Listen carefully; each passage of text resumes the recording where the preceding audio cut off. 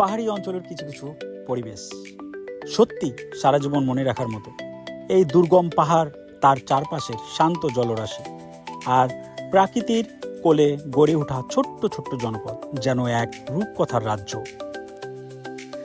পাহাড়ের বাঁকে বাঁকে ছোট্ট ছোট্ট কিছু টংঘর, এসব টংঘরের সামনে দাঁড়ালেই চোখ জুড়িয়ে যায়।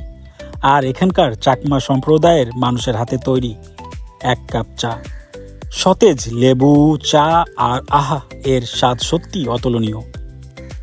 প্রকৃতির কাছাকাছি এই সহজ সরল জীবন আর এক কাপ চায়ের তৃপ্তি, পাহাড়ি জনপদের এই সৌন্দর্যর হয়তোবা জীবনের আসল আনন্দ।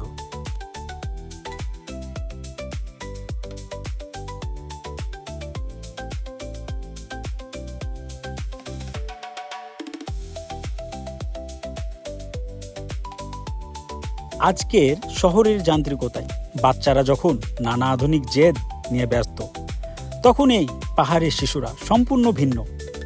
কোনো আধুনিকতার ছোঁয়া নেই, নেই বাড়তি পাওয়ার আকুলতা, অথচ তাদের এই হাসিতে আছে এক অনাবিল তৃপ্তি। তারা প্রাকৃতিক পরিবেশকে আপন করে নিয়েছে, বাঁচতে শিখেছে নিজের নিয়মে।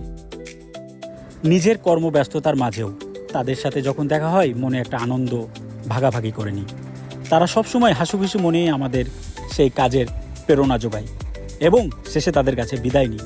তো বন্ধুরা, যাই হোক, যদি ভালো লেগে থাকে আমার এই ভিডিওটা লাইক, কমেন্ট, শেয়ার করবেন এবং এই বাচ্চাদের জন্য দোয়া করবেন যারা এই ভিডিওর মাধ্যমে আছে, এবং সকল পাহাড়ি বাচ্চাদেরকে দোয়া করবেন তারা যেন তাদের গন্তব্যে এগিয়ে যেতে পারে, তারা তাদের ভালোটা নিয়ে আসতে পারে দেশের জন্য। ধন্যবাদ।